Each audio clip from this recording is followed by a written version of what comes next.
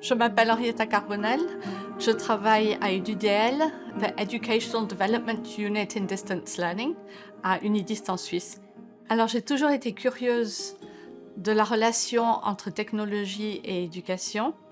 Ma thèse a porté sur l'interaction entre technologie et éducation dans le cadre de la croissance économique et en particulier au Japon. J'ai longtemps enseigné l'économie avec une passion pour le côté pédagogique et maintenant je suis de l'autre côté. Je soutiens les équipes enseignantes pour concevoir et donner des cours en ligne de qualité. Au sein d'EduDL, mes principales activités sont de soutenir les équipes enseignantes pour concevoir leurs cours à distance, la formation des formateurs dans le domaine de l'enseignement digital.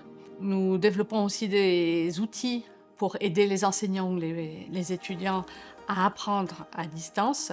Pour être à la pointe de ce qui se fait de mieux en enseignement à distance, nous faisons de la recherche appliquée, par exemple dans le domaine des examens à distance ou de l'IA dans l'enseignement et l'apprentissage.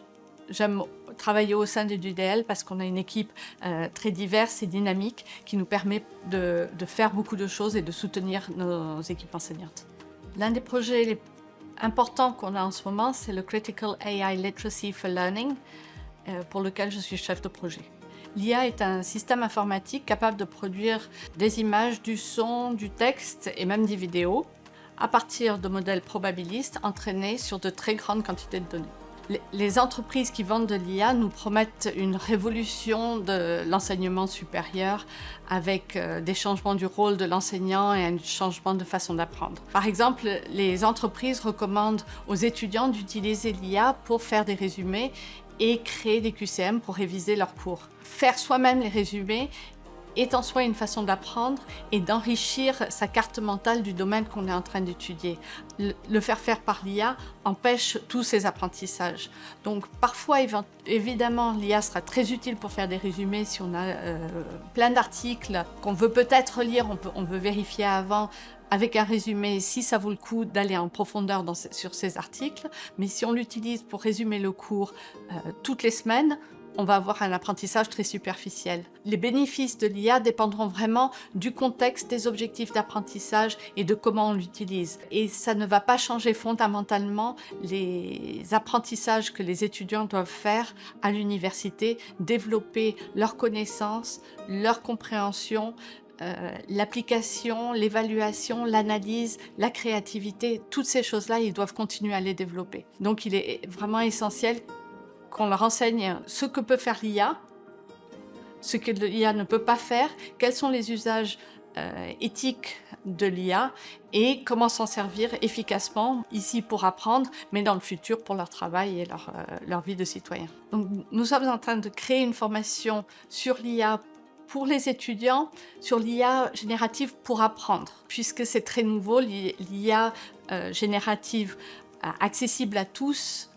et on a réfléchi à quelles étaient les compétences et les connaissances dont avaient besoin nos étudiants pour l'utiliser à bon escient. L'objectif du cours, c'est que les étudiants puissent utiliser l'IA générative de façon efficiente pour développer leurs compétences et leurs connaissances dans le cadre de l'université.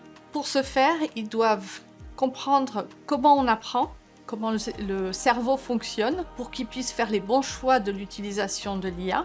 Ils doivent aussi comprendre comment l'IA fonctionne, ses possibilités mais aussi ses limites, les biais, les hallucinations, etc.